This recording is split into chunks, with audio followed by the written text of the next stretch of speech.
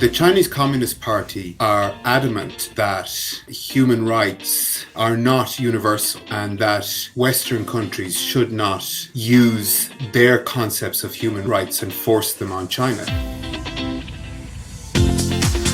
In recent weeks, reports have emerged of Irish elected officials meeting with representatives of the Chinese Communist Party, despite explicit high-level warnings about Beijing's influence operations.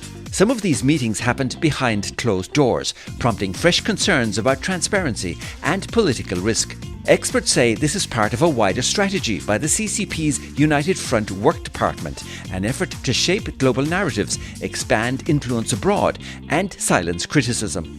Nowhere is this more visible than in Xinjiang, where China faces serious allegations of human rights abuses against Uyghur Muslims and other minority groups. In this episode, we speak with Dr. David O'Brien, an Irish anthropologist who has spent years working in China and now lectures at Jagiellonian University in Krakow. We discuss what drew him to study the Uyghurs, how the CCP tries to control the narrative on Xinjiang, and the role of the China Federation for Human Rights Development in these influence operations.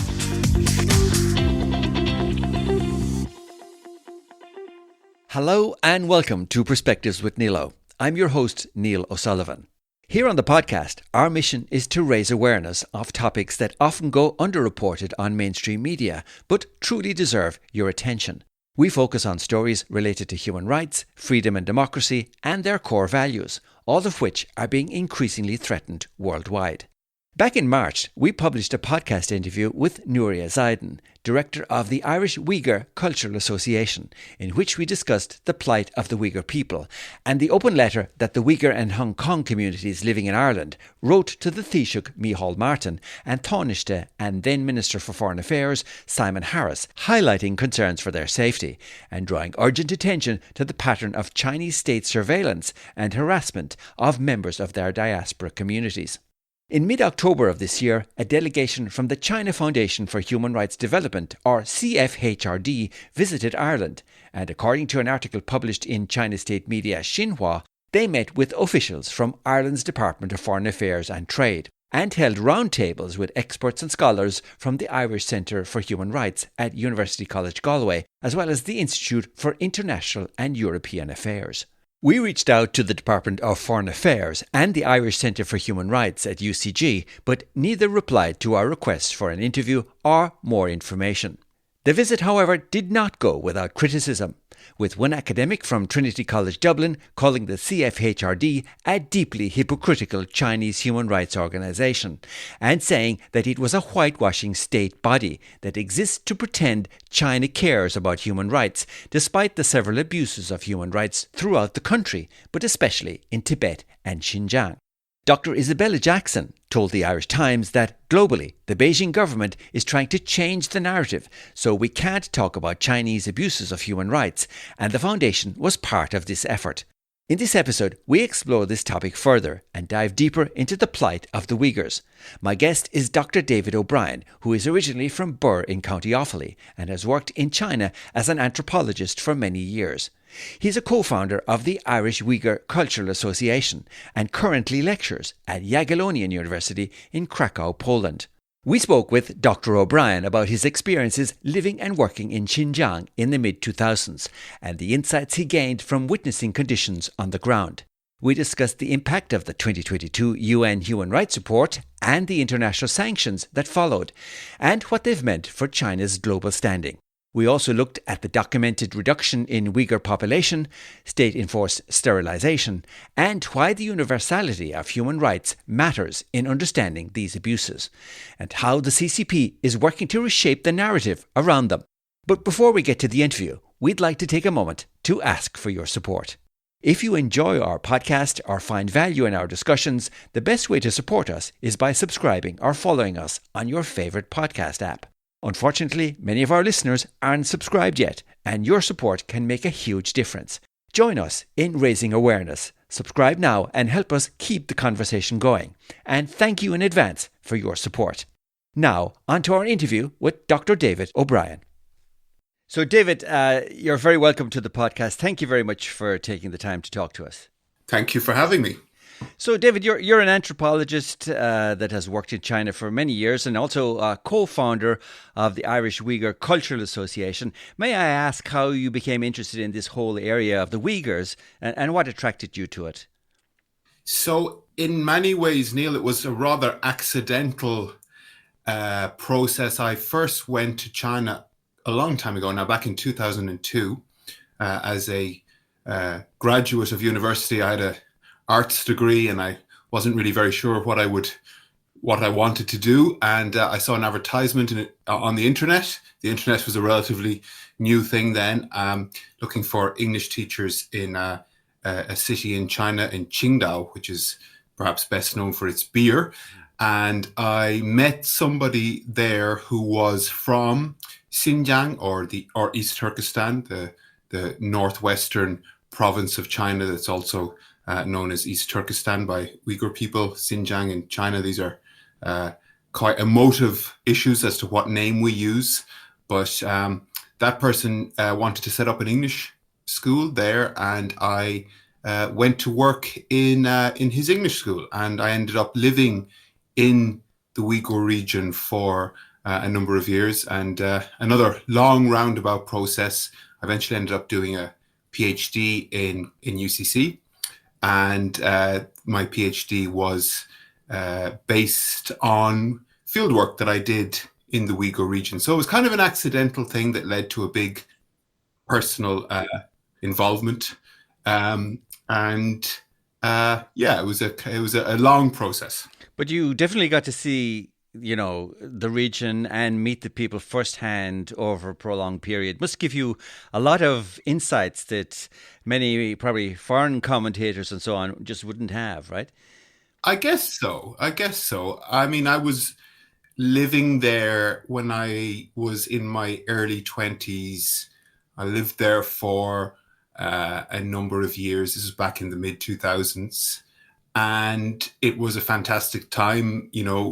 In my life. I was young and able to, travel without many responsibilities. And it was a fantastic experience. But, I came to China knowing almost nothing about China. And it was to go there, which is China is an incredibly diverse, complex place, ethnically and linguistically in every way. And to experience different cultures and different languages, and experience the Uyghur and Kazakh and Mongolian and all the other ethnic groups in that region was really, yeah, it was really exciting and interesting. But I suppose I was fortunate because today you can't really do that, and the situation has changed so significantly that it's almost impossible for a foreigner to live there in the way that I lived there back in the mid 2000s.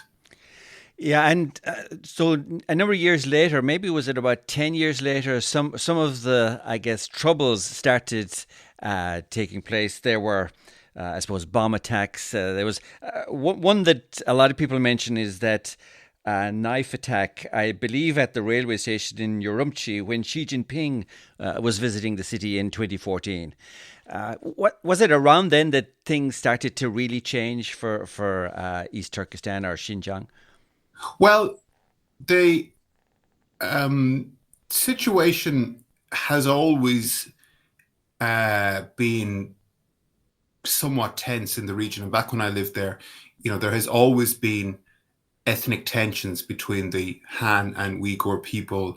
There are long historical reasons for those tensions. The significant demographic changes in the second part of the 20th century, when huge numbers of Han people moved to the region, and other government policies around how the region was being developed, all contributed to tensions. But that really came became much worse. I would say around 2008, 2009. In 2009, there was a very serious incident in Urumqi, the provincial capital, that saw widespread um, violence that led to the deaths of certainly hundreds of people. It's debated how many people died, but it that was a very significant moment in which the Chinese government's policies really became a lot more severe after that. And when you're talking about 2014, when Xi Jinping visited, certainly that and the incident that took place when he was there obviously contributed. But I think the groundwork for the incredibly oppressive policies that were introduced had already been laid from 2009 onwards. And I think 2009 is really the moment when the Chinese government introduced very draconian policies following on from the Urumqi riots. And there is the symbolism of when Xi Jinping was there, this attack happened, but I think it had been in place long before that. But it certainly, I think, contributed to it.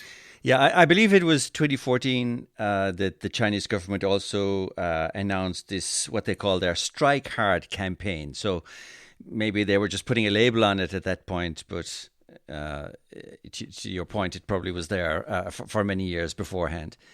Right. I mean, there have been quite a few Strike Hard campaigns that date back, right back to the early 2000s, and it's a term that's used to describe a lot of different security and criminal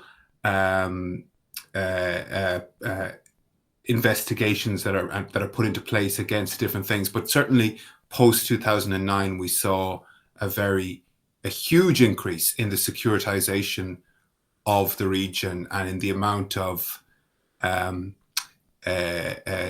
security and police and different kind of security services that were being sent to the region, the amount of money that was being spent on security and on surveillance. And I was in the region in 2009, straight after the events of July. That's when the very severe conflicts were happening, and it was incredible to see the military and the police and the amount of military on the streets, and that securitization of the region has kind of continued really ever since in different forms. So it does date back, I think, to 2009 in particular, but certainly from 2014 onwards, around that time we saw more incidents and attacks and different types of violent incidents that led to ever sort of increasing levels of security. So yeah, certainly 2009 on into 14, 15 is a really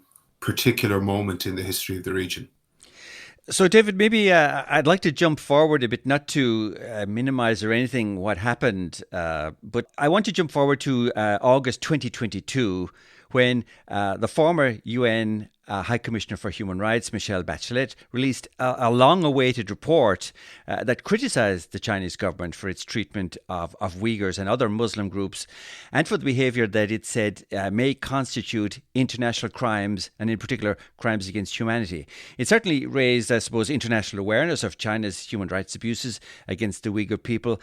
But my question is, that report and the greater awareness on the plight of the Uyghurs in recent years, has it resulted in China following any of the recommendations in the report, or led China to address any of those issues that were called out?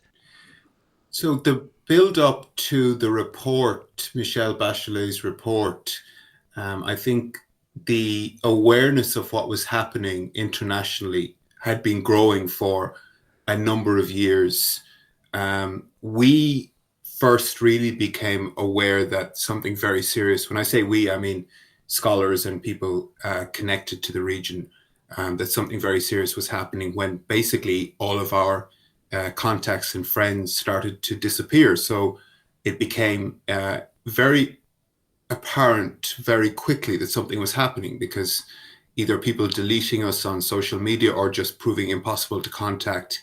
And then stories began to leak out that something was happening in terms of people being detained.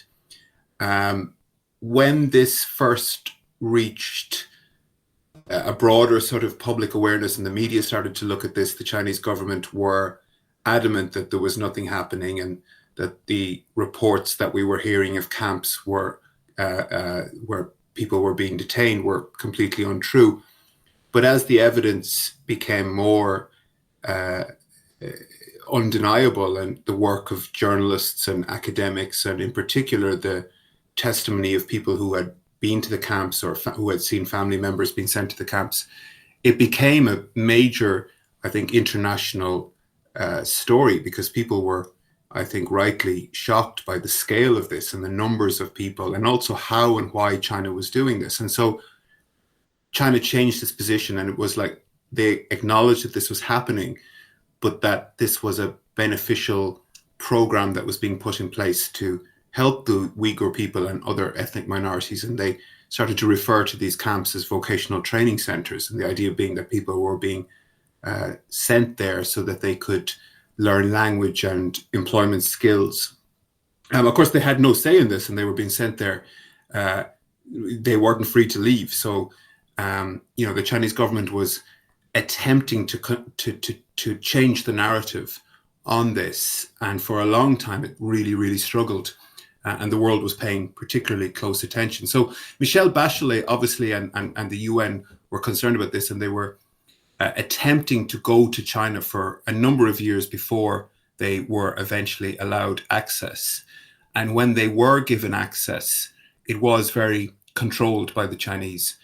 And even after their visit, there was enormous pressure being put on Michelle Bachelet and her team through the UN not to release this report. And actually, it was on her last day of office, or in her last few days of office, that she released this report. And the report is very clear. And, I would say to your listeners, read this report to see the evidence, because one of the things that China has achieved in recent years is that initially it was struggling to control the narrative. Now it has managed to control the narrative much better from its perspective. And people are often say, well, they've heard things about this, but they're not too sure. Perhaps it's over exaggerated, or the Chinese very much emphasize that people who are talking about this are lying or exaggerating or using a narrative to attack China. But Michelle Bachelet is the UN Commissioner for Human Rights, or was at the time. Her report is deeply well researched. It is shocking in its findings when you read the details and you read the evidence for this. And, when you look at that, it's pretty conclusive as to what was happening. Your question about did it change anything? I would say it changed some things, in that I think the perception of what China was doing to its Uyghur people became, people were more aware of it, perhaps. And I think the Chinese government, the CCP, the Chinese Communist Party, were very much, they received a huge amount of negative international coverage and pressure. And I think in recent years, we have seen some changes towards how these camps are being run. A lot of the camps have closed in recent years, but the people who were detained are very often transferred into the regular prison system. So while some aspects changed after Michelle Bachelet's report, the actual treatment of and experience of Uyghur people hasn't particularly changed. It's just changed how they do this. And we've seen also those leaked police files with the pictures of all, the detainees, ranging across, a very wide age range, from young children to, people the age of our grandmother, right, or grandfather. So there's been lots of other, apart from the report, there's been other evidence also, right? So one of the things that's so striking about this is that the evidence that's there very often comes from the Chinese Communist Party itself. So in terms of leaked documents, that, like the ones that you described, which the Communist Party acknowledged are legitimate and real documents. Also from online postings, in particular around public procurement contracts. So in China, there are laws about public procurement, which mean that contracts have to be posted online so that you can, for transparency purposes, to prevent corruption and so on. And it was scholars, began to study these contracts and procurement contracts and see, that they were spending vast amounts of money on equipment like literally barbed wire and electric fences and gates and buildings that were being used to keep people. And so the evidence, very often, in almost all cases, we can see the evidence is coming from China itself. And I think that was one of the, there's other evidence, the satellite imagery that shows where the camps are and can see how the camps developed. And of course, there's the testimony of people who've been through the system.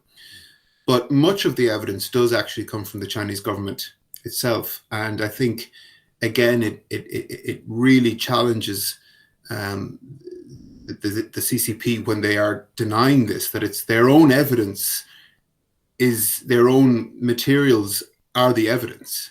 I feel there's lots of different aspects of how Uyghurs' rights have been affected here. Each one is probably a podcast episode by itself.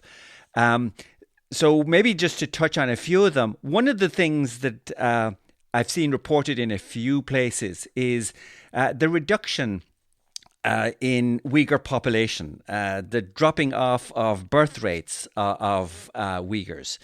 For example, there's one statistic I saw that the natural population growth rates fell by 84% between 2015 and 2018 and reached near zero levels in 2021 and 2022. People allude to forced sterilizations and so on.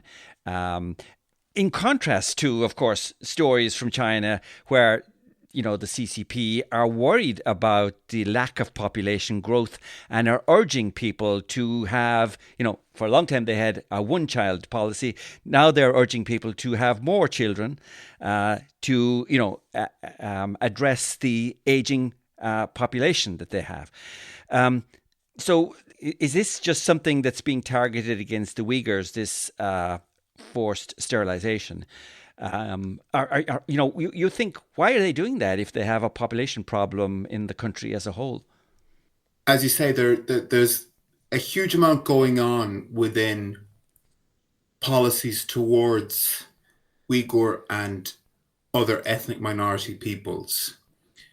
And I think at the heart of the policy is a strong assimilationist idea, which is that the complexity of China that I mentioned earlier, that so just blew me away when I first went there, and it's such a wonderful thing about China. The CCP are threatened by that complexity, and they want a homogeneity. They want a linguistic and cultural homogeneity in which everybody who lives there speaks a language that they are the language that they speak and the culture that they and they actively use culture as a way of demonstrating loyalty, and demonstrating loyalty to the CCP is very, very important in Xi Jinping's China. When it comes to the birth rate, well, China has a long history of government control over how many children you can have. You mentioned the one-child policy, and that has been essentially abolished in recent years because, as you correctly say, China is facing a major demographic crisis going the other way, namely its population is rapidly or about to rapidly decline. And I think that again demonstrates the proof of of what's happening, because if you do look at the Uyghur population, it is, as you describe, dropping in a way that really cannot be natural. And why is it doing it? I think there is a very clear sense, for me anyway, as an anthropologist and as a scholar who looks at this, is that the Chinese Communist Party want to create a homogenous nation.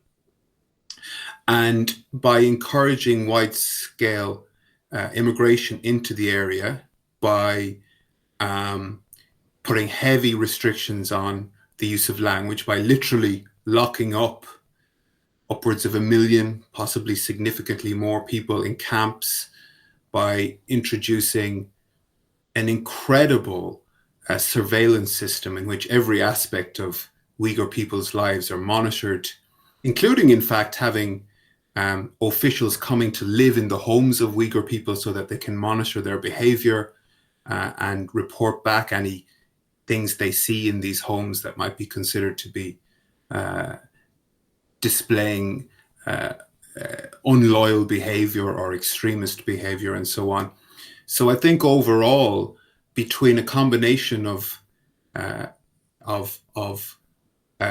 restricting Uyghur culture and language, and also restricting the numbers of people, the birth rate, this all, I think, indicates that the CCP has a bigger policy, which is really to replace the Uyghur people with a homogenous, loyal nation of Chinese people and Chinese language speakers. And I think when you think about it in that way, it's perhaps even more chilling in terms of what's being attempted here. And the international community has, tried to convince China to mend their ways by various means.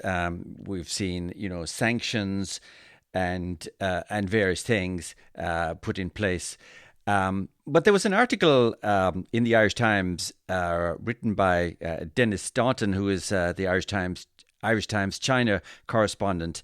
He reported from Urumqi in Xinjiang last December. The headline of his article was that, and I'm paraphrasing, China says politically motivated US and EU sanctions are damaging the Uyghur minority, and as a result, trade has dropped dramatically. So basically, he was saying, local officials are saying that these sanctions that the West puts on China to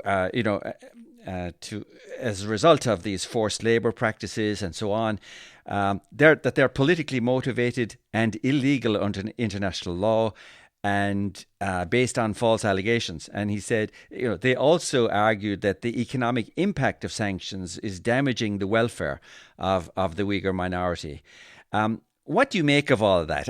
Are things like these sanctions, or, in the case of the US, have this Uyghur Forced Labor Prevention Act, whereby any products from the Xinjiang region are pretty much blocked until the manufacturer there proves there is no forced labor connected with their process.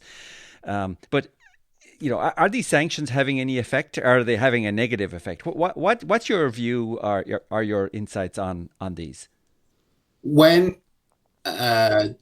Michelle Bachelet's report and the various coverage that was really coming to international attention back in 19, 20, 21 and so on, a number of sanctions were introduced on China and a number of laws, and the United States in particular were leading this. You mentioned the Forced Labor Act, and the Chinese response, of course, is the same response of any sanctioned government, which is to say that these sanctions are actually impacting on the vulnerable people and the poor people, and that it's the sanctions that are, that's the usual response. I think if you look at, again, the evidence for forced labor, and you look at, and we mentioned just earlier, but to talk a little bit more about how the situation has changed, the vocational training camps, it would appear, have closed, or many of them have closed, but the people who were detained there have not been released, right? They've been transferred into a different system. We suspect more so through the criminal system of them being convicted of crimes, because previously they hadn't been convicted of anything.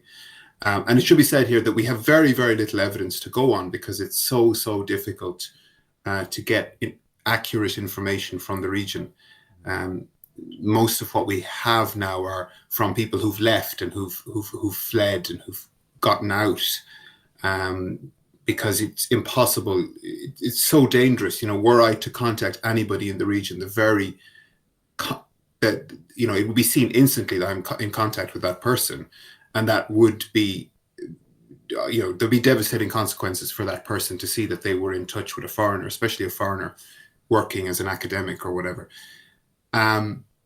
So, but the evidence that we do have to show that this forced labor, particularly in the cotton industry, because Xinjiang produces a very high proportion of the world's cotton, and cotton is a very labor-intensive process. So and it's really something to think that, in the 21st century, we're still talking about slavery and cotton when it comes to Xinjiang and the Uyghur region. But does it impact on the people? Well, I mean, many of them are being forced to produce this cotton. So maybe the sales of that cotton has declined, or perhaps, I don't think it has declined, actually. I think Xinjiang cotton, because of our obsession with cheap goods and the very gray area legally about, how we trace cotton and how we can show where cotton, even though it's actually much easier, I think, to trace where cotton has been produced than our retailers suggest, because of course it suits retailers to have an ambiguity on this, because they don't want to be seen to be selling cotton that's produced by forced labor. But I don't know if the people who are actually being forced to do this, or the family members of those people, would consider anything like what the Chinese are saying, that it's having a negative impact on them. I think quite the opposite. But we don't know, because they're not given any opportunity to speak. But the obsession with buying cheap clothing, almost all of which is produced in China and sold by Chinese online retailers, it's having an enormous impact here, because we are buying cheaper and cheaper, almost disposable clothing right now. It's become something that has transformed retail. You can buy clothing for prices that, a few years ago would have been unimaginable, that you could buy something that cheap. And of course, there's a reason why it's that cheap. There are many reasons why they're that cheap, but one reason is because of how the people who are producing the raw material, the cotton, are being treated. So I don't know if those people would consider the Chinese government's position that it's actually impacting negatively on them. But again, we can't ask them, because we can't. They're voiceless. They have no possible way to speak on this. And RTE Investigates did a very good program on what they call forced fashion, about these cotton producers and the supply chain, and the things being done to avoid, avoid detection of source and so on. It was a very interesting program, which I think people should watch if they get a chance. But David, I did want to ask you next, though, about, so like these sanctions and everything are really to push back against China and maybe incentivize them to do the right thing for their people.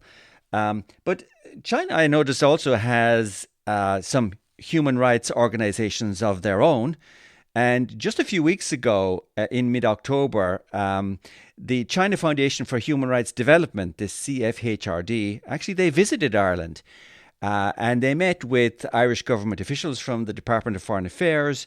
They met with representatives from the Institute of International and European Affairs, as well as representatives from the Irish Centre for Human Rights at UCG.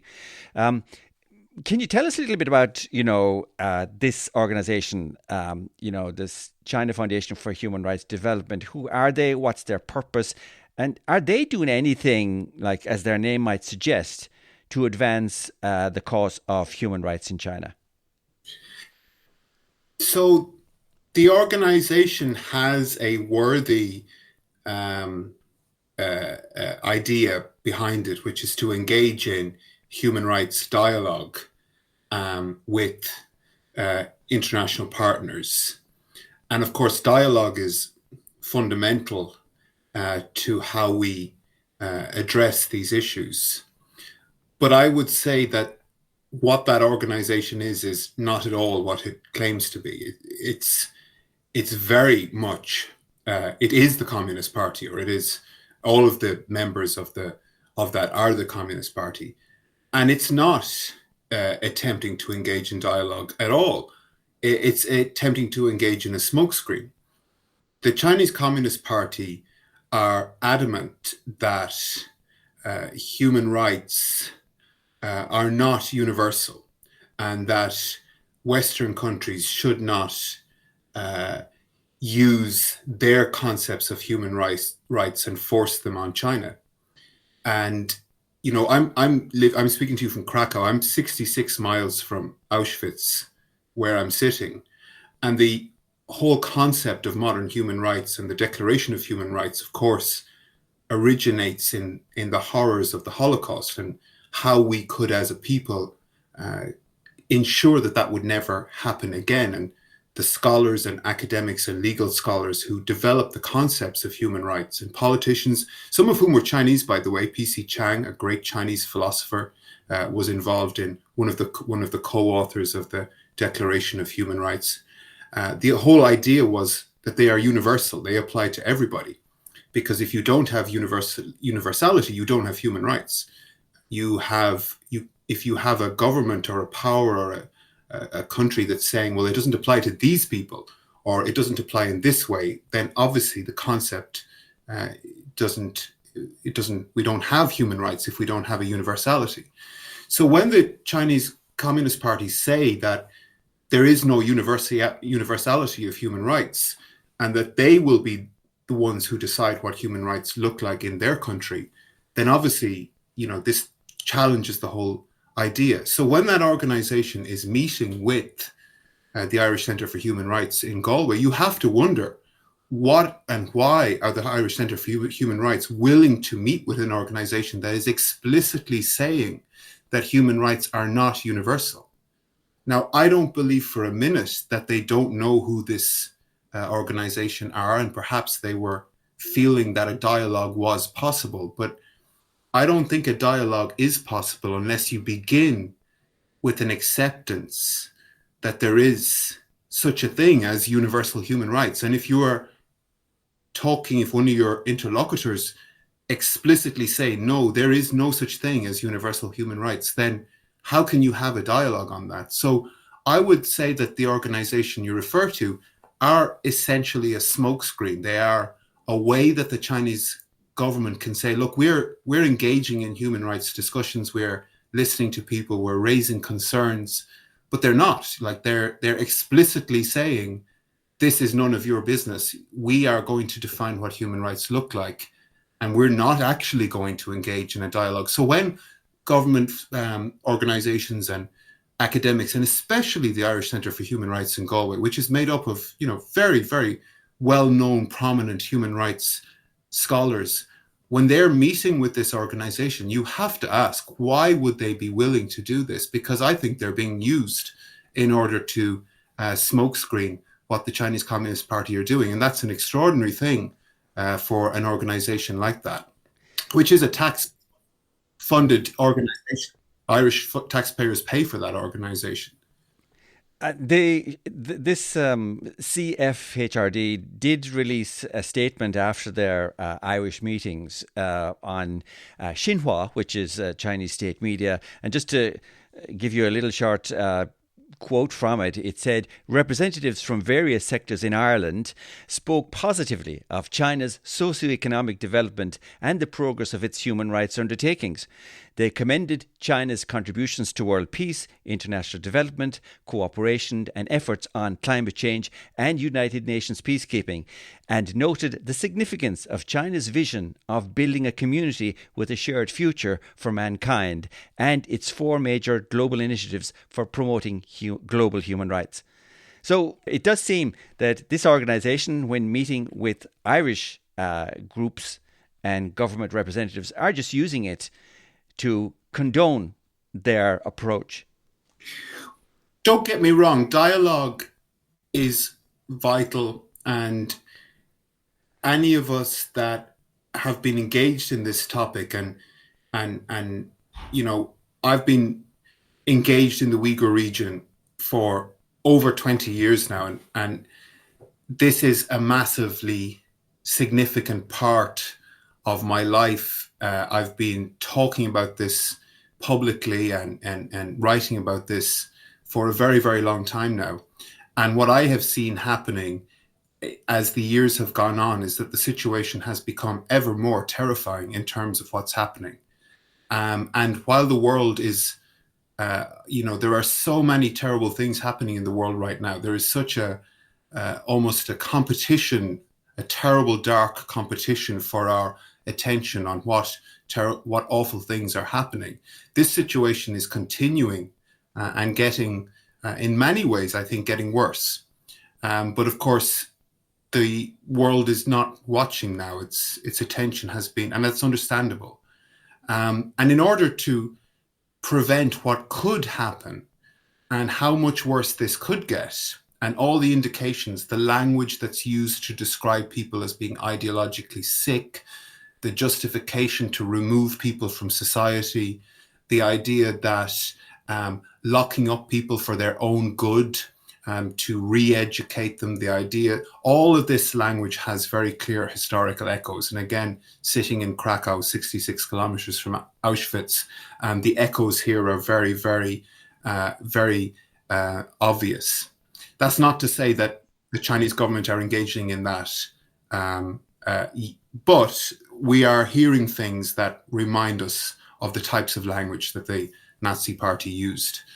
In order to prevent it, though, we are only going to see an improvement in the situation if we reach out and discuss and have dialogue with the Chinese. Because if we completely cut off any kind of attempt to speak to and engage with Chinese people, because it is the Chinese people who will demand that this is stopped, that it's the good people of China. And I lived in China for most of my adult life, and I encountered in China incredible, good, kind people, some of the most closest people I know in my life, some of the best, finest people I've ever met. Chinese people are, in my experience, good, decent, hardworking, honest people, but they don't know that this is being done in their name. And I think without that kind of dialogue with our Chinese friends and our Chinese colleagues, the darkness and the sense that this is being hidden, anything can happen in that darkness. So we need the dialogue,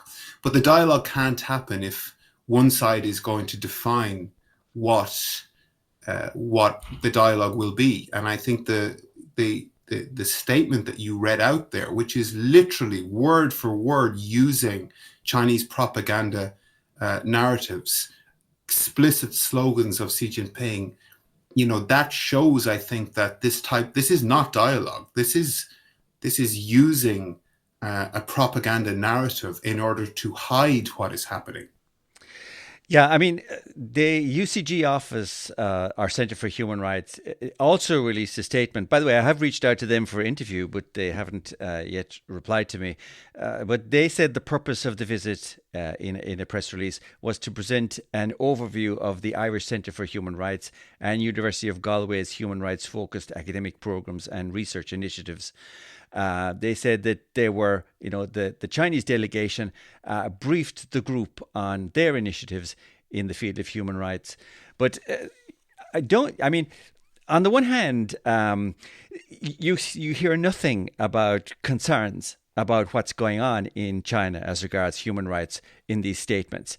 In other words, there's no critique and no raising of awareness. Do you think there's a bit of naivety among Irish government departments and Irish human rights organisations when it comes to dealing with elements of the Chinese Communist Party?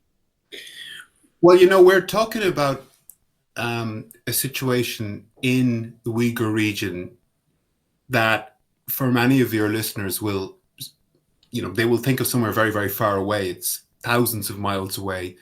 It's a region that people are very unfamiliar with, and Uyghur people as an ethnic group perhaps are not an ethnic group that people know much about. But you mentioned that in the introduction, I co-founded an organization called the Irish Uyghur Cultural Association, and that works with the Uyghur population in Ireland. It's a relatively small population, but there is a well-established Uyghur community in Ireland.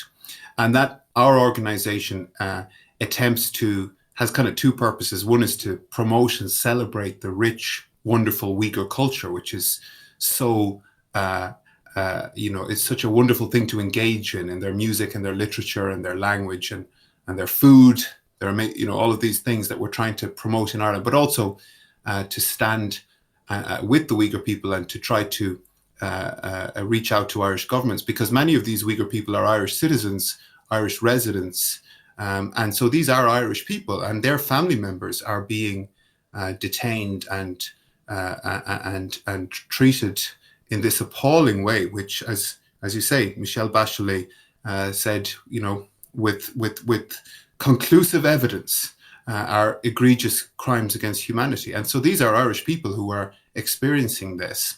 And yet when we've gone to the Irish government and when we've tried to raise this with the Irish government, we have been told again and again that, the Irish government takes human rights very seriously, but it's not going to engage in a public megaphone diplomacy with China. That's what they've said, that they want to speak to China behind closed doors about it. And that most of these issues will be dealt with at an EU level. And so the conversation is very quickly shut down from what are you going to do to protect these Irish citizens and their families and the broader Uyghur community, to we're doing it, but we do it behind closed doors. And you have to ask the question, why would they use that position? It's so different from Ireland's position towards Israel, where it has explicitly, repeatedly, and quite rightly so, heavily criticized Israel and used almost every international forum to do that, and rightly. And I'm very proud of my government for adopting that position. But why has it adopted a different position towards China, where it says, no, we don't talk about this publicly, we talk in meetings, and it's the EU should deal with this? What's the difference there? And it's obvious what the difference is there. It's a major trade partner. It's the economic power in the world today, and Ireland is very, very important to China economically. So, I mean, it hardly needs a whole lot of an explanation as to why Ireland is very reluctant to criticize China. It relies increasingly on Chinese investment in Ireland. Huge Chinese companies have their headquarters in Dublin. Huawei, ByteDance, the company that owns TikTok, these are huge employers now in Dublin. Chinese investment into Ireland is a massive thing. And I am sure that the Irish government are very, very reluctant to criticize China for fear of the economic repercussions. But it's a kind of a hypocritical approach, really, isn't it? They're not standing up for our values to the full extent that they should, right? And we see, I mean, the other aspect of this, I think, is in regard to the public's response. The public are very supportive also of Gaza and the Palestinians. But, I don't know if many people in the public know about the plight of the Uyghurs. Is there also an element of responsibility here on the media to provide better coverage on human rights issues in China, do you think? Well, you mentioned the RT Investigates documentary, which I was interviewed as part of, and you mentioned the Irish Times, and actually I do think, both the Irish Times and RTE have covered this quite a lot. Yvonne Murray, an RTE reporter, travelled to the Uyghur region a number of years ago and reported on what she was seeing. And I think, in fairness to the Irish Times, they've given this story quite a lot of attention, a lot more so than in other countries, I might add. So I do think the Irish media have, particularly those two organisations, have covered this story to an extent. We obviously would like to see a lot more coverage of it, but the holding to account that the media do to a government, and in particular to call out what I would say is the hypocrisy of the Irish government's position on human rights. Remember, it's a few years ago, Ireland was campaigning to be on the Security Council of the UN. And as part of its campaign, it was saying that human rights are central to our diplomatic role in the world. We put it at the center of everything we do. It says that on the website of the Department of Foreign Affairs, and it was a major part of the campaign. But once Ireland was elected onto the Security Council, when it was in such a position where it could say something about this, it didn't. It remained. Ireland didn't raise any of these issues. Later this next year, Ireland will host the presidency of the EU, again putting us at the centre of this. And will we use that opportunity to raise these issues? I would not think that's very likely from what we've seen so far, certainly from the current government. And when we look at our welcoming of high-level Chinese delegations, including the Foreign Minister Wang Yi, the Premier of China, who was also here a few months ago. These are the very, very top of the Communist Party. They receive very warm welcomes when they come here.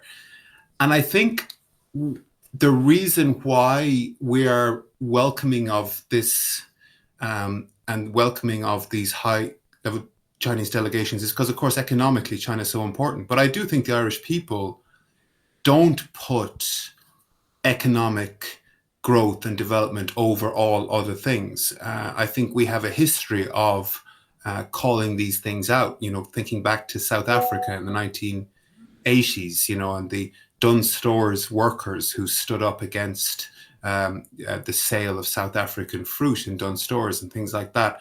We remember that. And I think Irish people are very concerned about what is happening. I think Ireland is a place where the people are genuinely concerned, but perhaps the media do need to do more. In fact, the media certainly need to do more about highlighting what's going on, because if people were really aware of the horrors that the Uyghur people have experienced and continue to experience, I think they would be far more uncomfortable with our government rolling out the red carpet for senior Communist Party officials to come to Ireland and to welcome them and to offer them huge cooperative trade opportunities in the country. And I know you recently gave a talk at Trinity College as part of an event organised by the Irish Uyghur Cultural Organisation on the forced labour and collective trauma of the Irish Uyghurs. So in terms of public awareness, it's great to see events like that. But are there other places people can find more information for people listening in who would like to get involved or, take part in these events? Any suggestions for, where they should go, what they should read, where they should get some more information? Well, certainly the Irish Uyghur Cultural Association, which I helped establish. They have, a website and an online presence, and it actively encourages people to email and to join or to support in whatever way they can, but also to attend their events. And I think, one of the first points is to learn a little bit more first about Uyghur people and Uyghur culture. It's a very rich, wonderful, vibrant culture that has a lot of similarities to Irish culture in ways. There's a great centrality of music and storytelling and poetry, and there are all sorts of interesting things that we share. And to engage with the community that's in Ireland. It's a small community, but it's a community that's attempting to make its voice heard, and also a community that's experiencing huge pressures within Ireland, because the pressures on the Uyghur community within Ireland are very real, and people are being harassed in Dublin and in other parts of the country. They are being their family members back in the Uyghur region are being harassed because they have spoken out or have gone to events or have been, speaking about this. And this is happening in Ireland, and it's something that we have tried to raise with An Garda Síochána and different parts of the government to say that this is happening. And we have a large amount of documentary evidence to show this. But events like the Trinity event, they're trying to raise awareness is a huge part of what the Irish Uyghur Cultural Association are doing. But I would also say, if people are able to attend talks or cultural events, that's a very valuable thing. But it comes back to this, go online and read Michelle Bachelet's report, read the UN report, read the accounts of people who have gone through the camps, read the testimony of survivors, read the evidence that has emerged in these past few years. And if you do read that, I am pretty certain that any of your listeners will be shocked to their core by what they read, because this is an extraordinary campaign that's being directed against a people. And my sort of main encouragement would be to your listeners would be to read about this, inform themselves about this, and then decide, do they feel that their government, if they are Irish citizens, or you probably have listeners in all over, but as Irish citizens, do they feel that their government should ignore this and engage with the Chinese Communist Party in a way that seems to suggest that this is not relevant, and that the economic partnership is far more important than the people who are experiencing this extraordinary campaign of human rights abuses on a scale that we have not seen. We've not seen anything like this, in the past 50 or 60 years, 100 years or so. The scale of this is perhaps one of the most extraordinary things. That's Dr. David O'Brien, who's a co-founder of the Irish Uyghur Cultural Association and currently a lecturer at Jagiellonian University in Krakow, Poland. My sincere thanks to David for taking the time to share his valuable insights with us on Perspectives with Nilo.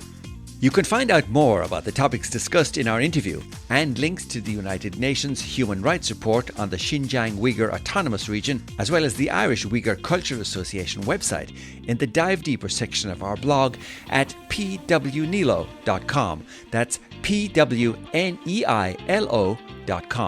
And while you're there, let us know what you thought of our conversation. Should the Irish government be more outspoken in its criticism of China's human rights abuses against Uyghurs and the pattern of Chinese state surveillance and harassment of members of their diaspora communities? Do you think mainstream media gives these issues fair coverage? And is it right for publicly elected Irish representatives to meet behind closed doors with members of the Chinese Communist Party? Do we need more transparency in this area? We'd love to hear your feedback. Drop us a comment on our Perspectives with Nilo social media pages or whichever app you use to listen to this podcast.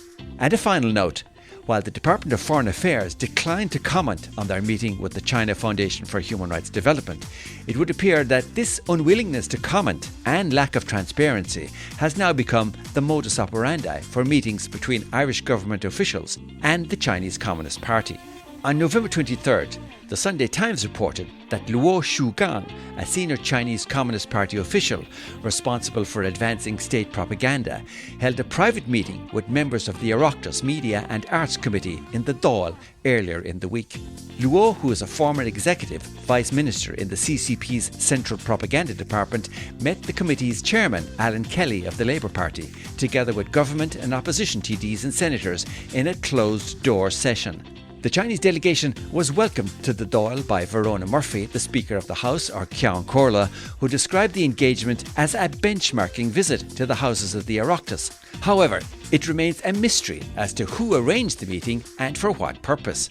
The Sunday Times report said that the Oireachtas declined to answer questions, a spokeswoman saying only that the engagement between the Chinese ambassador and members of the Education, Science, Cultural and Public Health Committee of the National People's Congress was held in private, and that it did not comment on private committee business.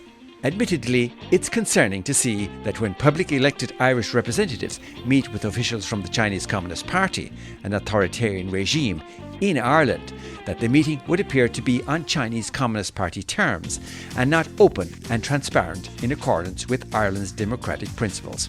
But that's where we leave it for now. Thank you for listening. Don't forget to subscribe and share this episode. And until the next time, Slán agus beannacht.